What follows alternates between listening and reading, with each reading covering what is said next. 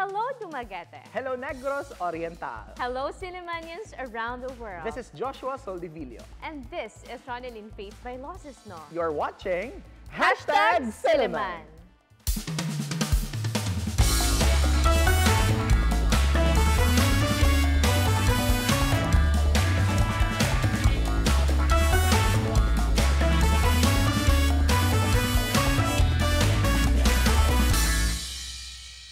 Good evening, everyone. This is a magazine program that talks about different aspects of Cineman University. A program initiated to discuss different matters concerning the campus by the sea. You're watching #Cineman. Hello there, Cinemanians and friends of Cineman around the world. Daghang salamat for joining us tonight, and as you watch us via Channel 6 Phil Products on our YouTube page and our Facebook page, we wish and pray that you are in your excellent state of health. Kamusta, Ron? How are you? Fine, Josh. How about you? I am okay. And speaking of being okay, it's because it's already vacation now. There's no classes anymore, no? But we need to make our grades pass, so not yet Okay. vacation for the teachers. For the of teachers, course. no? But at least, we have subtracted na some of our works, no? Being with our students in our classroom. And of course, hopefully you also enjoy your vacation, guys. But, amidst all of this vacation nga ron, ang daming mga political issues ngayon, no? West Philippine Sea, yung mga nalimutan ko na, Your Honor, wala akong maalala. I mean, lots of, and of course, locally we have the Negros Island region proposal.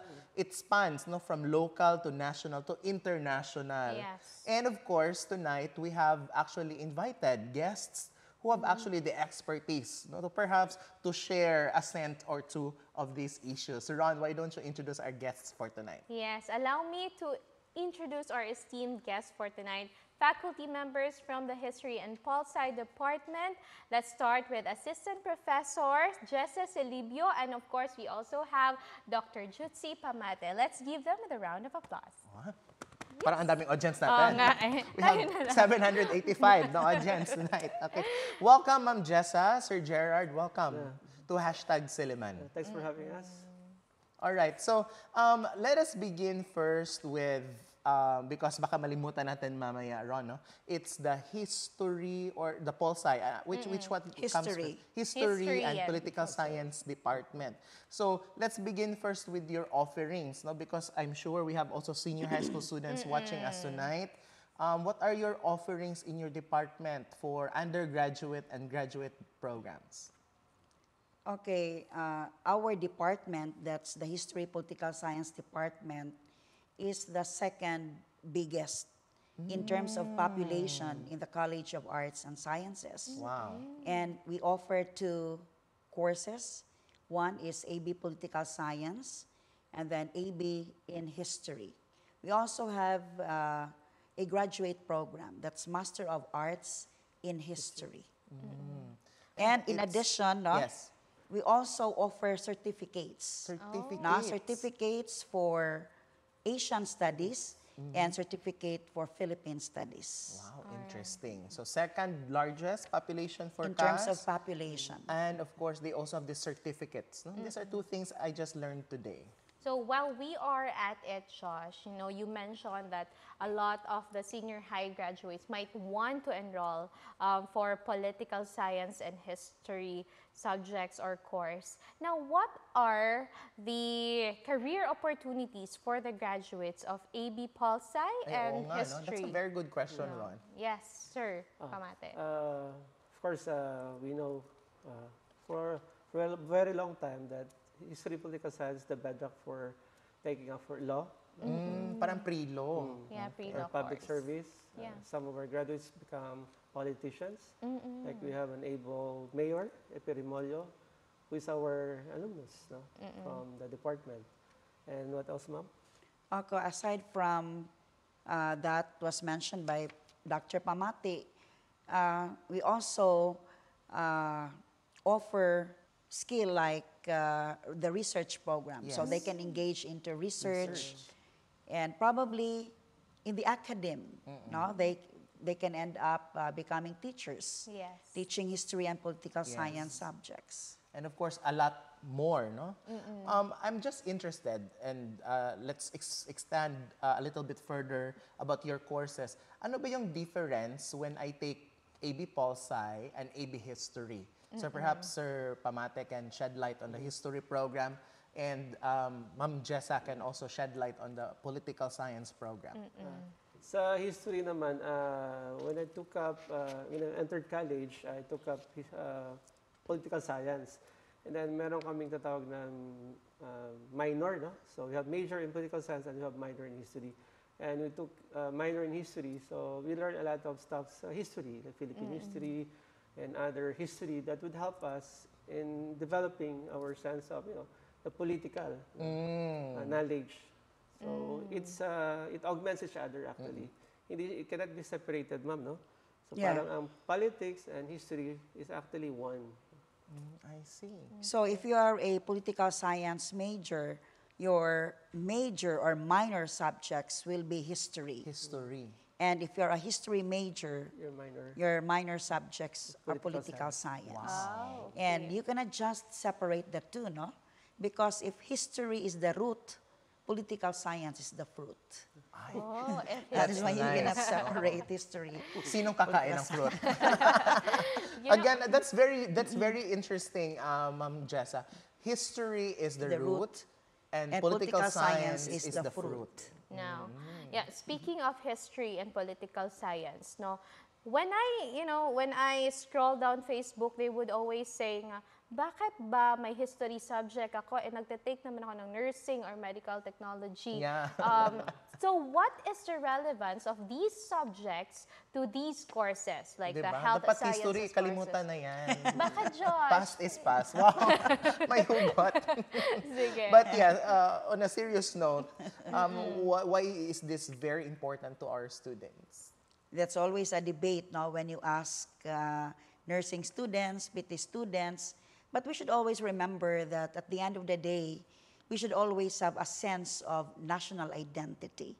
Right. And I think this what makes us happy as a Filipino.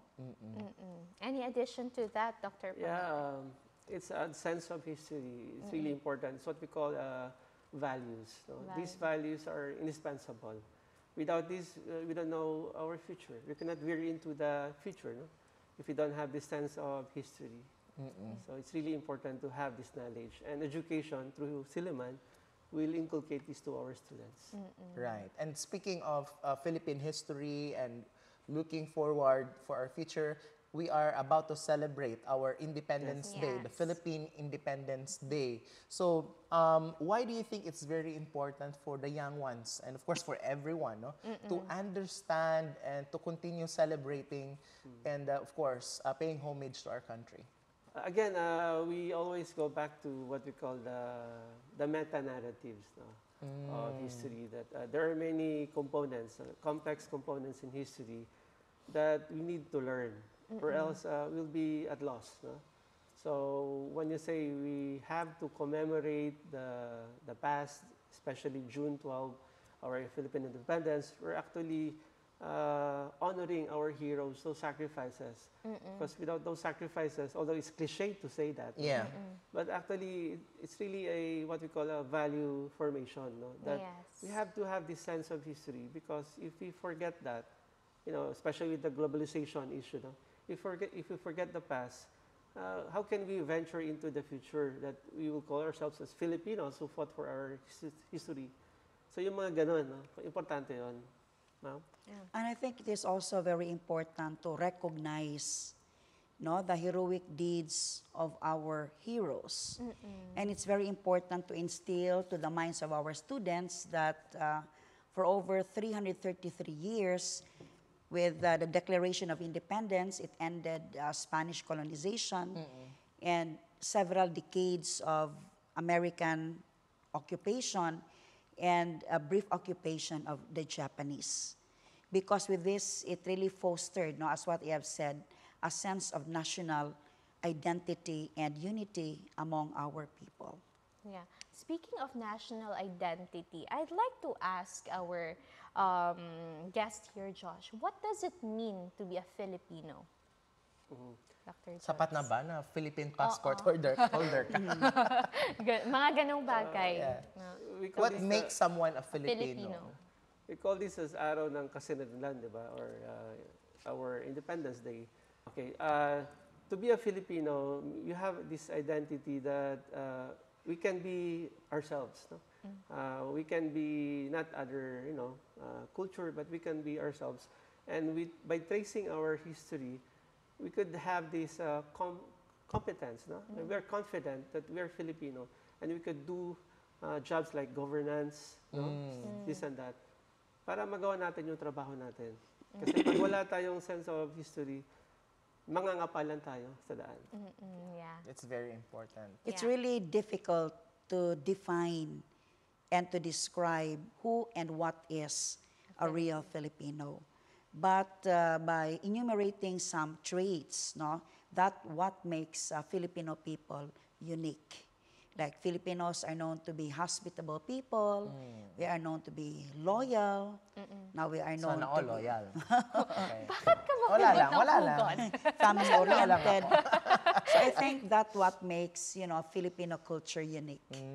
Yeah, so it's important for us to not only stem our identity towards the pre-colonial era, to the Spanish era, but also to acknowledge that these things happen in the past, and these also, what do you call this one, contribute to who we are today. So it's important to acknowledge these things, no? The history. The history. Yeah. Right. And I think, Ron, it's also interesting to know parang what are the common misconceptions, no? Or parang myths or parang wrong information about Philippine history, and of course in the political landscape also. Let's talk about that.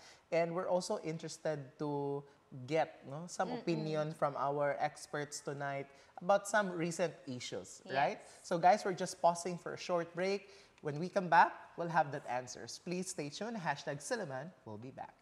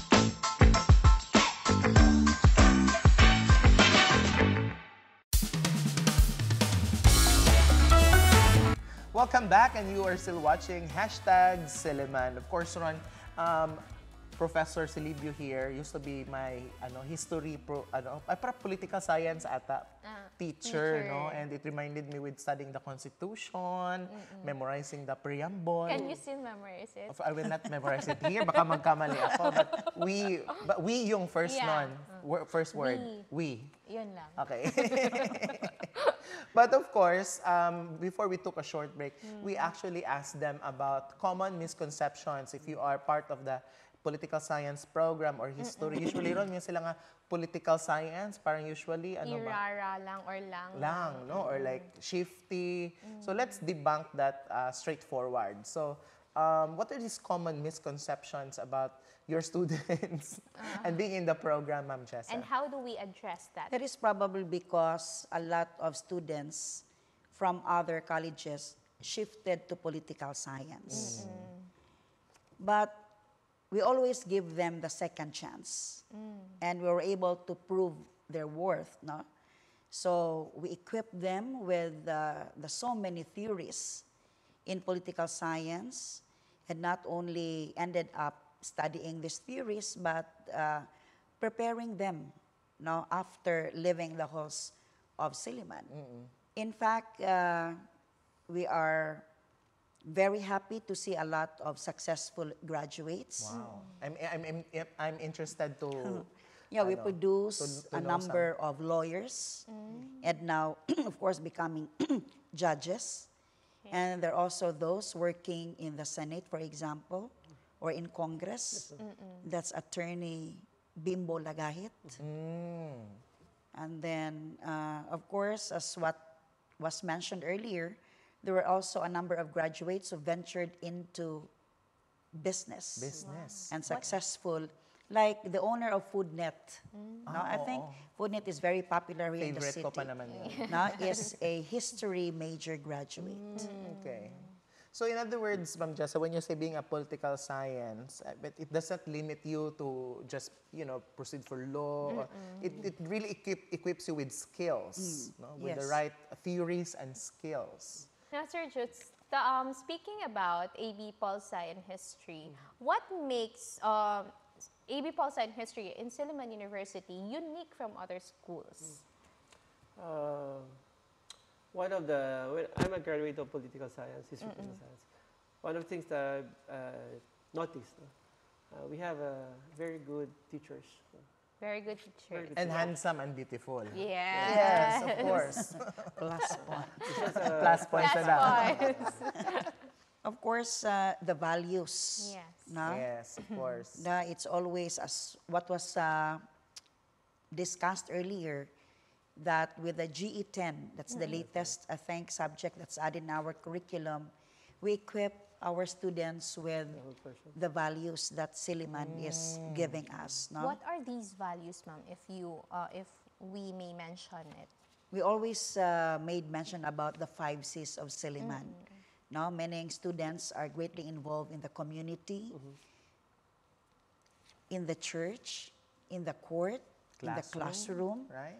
and what's the other C? Culture and the arts. Okay, Culture culture and the arts. So even in your program, the 5 C's is well integrated Yes. in the different courses. Right. So when you are a political scientist and even like a historian, when you try to analyze a certain phenomenon or a certain event or a certain point of discourse, what should be the considerations when you do that? For example, pag-usapan natin the identity now of this Banban. mayor of Banban Tarlac, no? Like, for example, when we scrutinize or analyze this issue, no?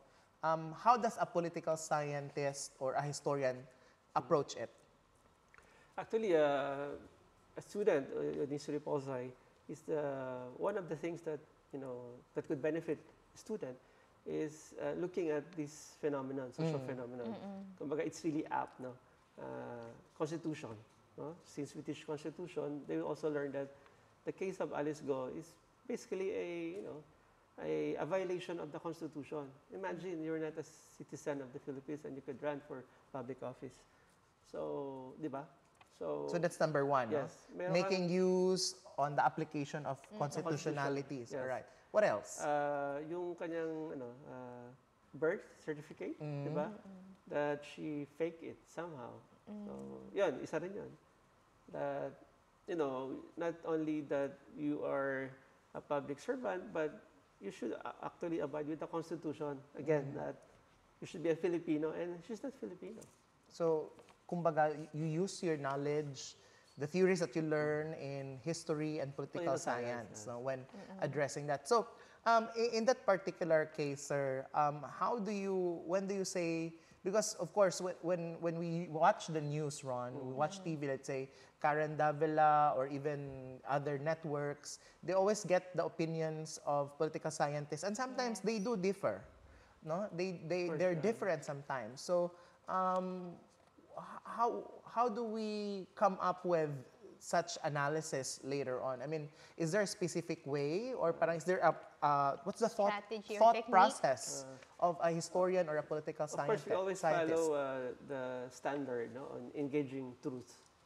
So, for example, in the constitutional aspect, that the politician, the candidate should be a Filipino, no? A natural born, not even naturalized. It should be natural born citizen.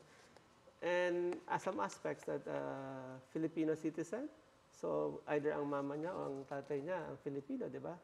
By blood, consanguinity. So, hindi na kuha ni Alice yun. So With that, alam mo na there must be foul. there must be something Yes. shady, no? So we always go back to the checklist. Yeah. kumbaga. Because without that knowledge, makakalusot si Alice. Kaya nga suspended siya, di ba? She's suspended. Yeah. Thank you for that, Sir Jots. Now, on a lighter note, I'd like to ask them some personal question. Ma'am Jessa, what do you like most about being a teacher or teaching, A.B. Pol Sci and history? Okay. I was not expecting that I will end up becoming a teacher, Here, teaching history. Akala ko In sasabihin fact- naman, hindi ko na maalala. In fact, Your Honor. in fact, as I was checking my, transcript of record, Yeah. my grades in history are not even impressive. Really? But I ended up teaching, history. Wow. Well, there was a scholarship that was given to me to enroll on the MA degree program. So I grabbed that opportunity. But in the course of time, of course, I learned to love now what I am doing. And I think that what makes me younger compared, to my batchmates in high school. Because you always deal with young people. Yes. You always deal with brilliant minds. So in other words, you always learn a lot of things every day in your life. It's nice to hear that, Josh, now coming from a teacher who's teaching, who's nurturing young minds, that she also learns from her students, and Yeah. that what makes her young looking. Of course. Yeah, of course. Because, of course, learning is a two-way process. Yes. You're also learning a lot of things, from your students. So, speaking of these experiences, Sir Jots, perhaps you can also try to walk us, especially on the journey of being an A.B. Pol Sci or history student. So, it's like, what are the expectations? I'm sure a lot of students are curious about this. Yes. What are the expectations when they are on their first year, on their second year? May thesis ba? Do they go to internship? Do they have field trips? Or is it becoming even more difficult year Oo, by year? year by year. Meron ba yung mga oral defense or mga recitation or memorization of the Constitution? What can an applicant or what can a future student expect on being an A.B. Pol Sci and A.B. History student? Let's start with history muna. Oo. Of course, hindi naman yan puro exams or memorization of dates. We also have some extracurricular activities that would also hone them, as a whole person. Now, on the side of, you mentioned parang OGT or internship, we also have that, but that will be on the fourth year. Senior naman. year level. Fourth year year. na. Fourth Okay. year But na. so, first year year, siya, all the Gs. geez. So, yun, G1, G2, up to G10 ba yan? Something like that.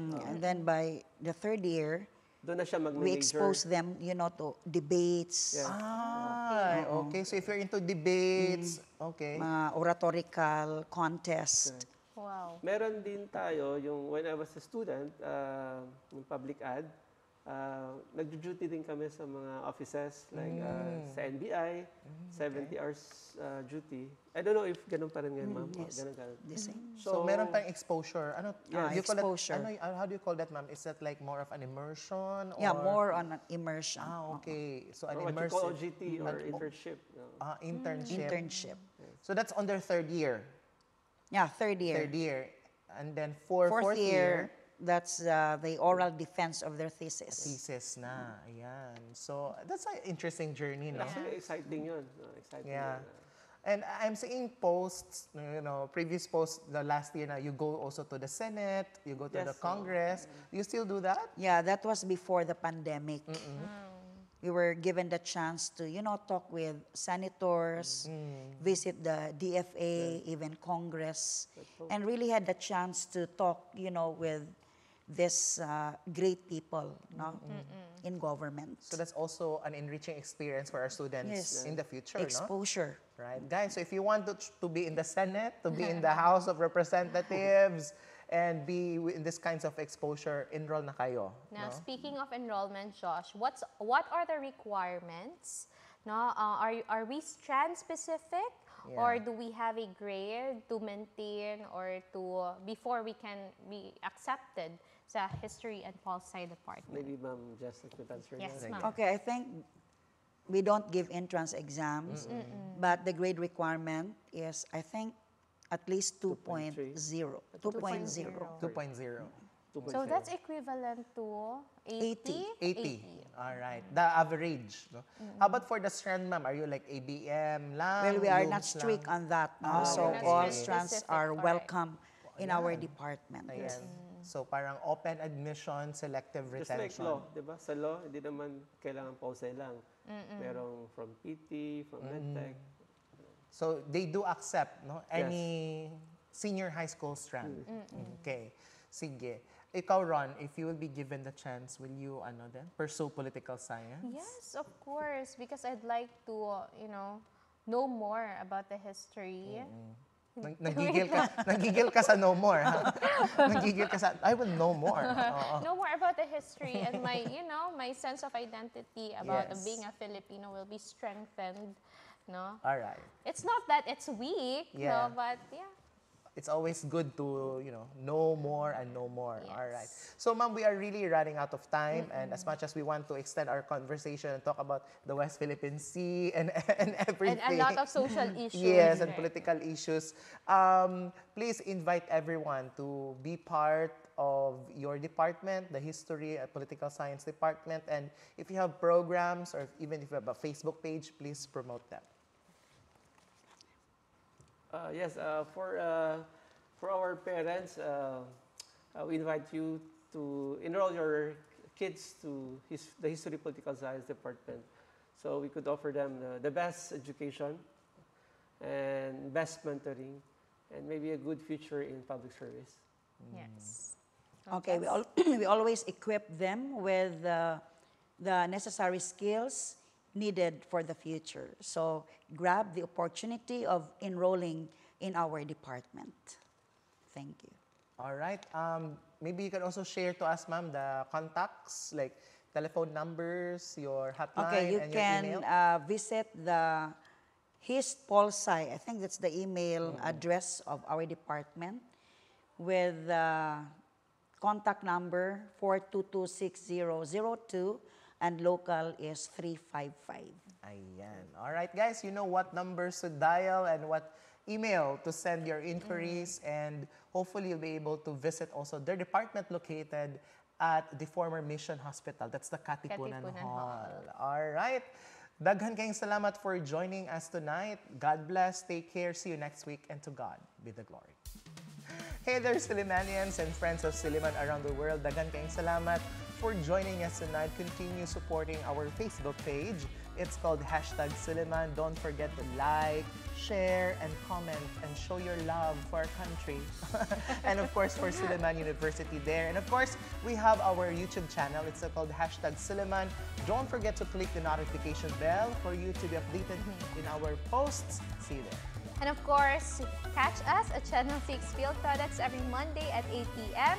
Replays will be shown every Tuesday before the noontime news and every Saturday after the noontime news. This has been Ronaldin Faith by Losses No. And Joshua Silvivillo. Kita-kits next week only here on #Suliman.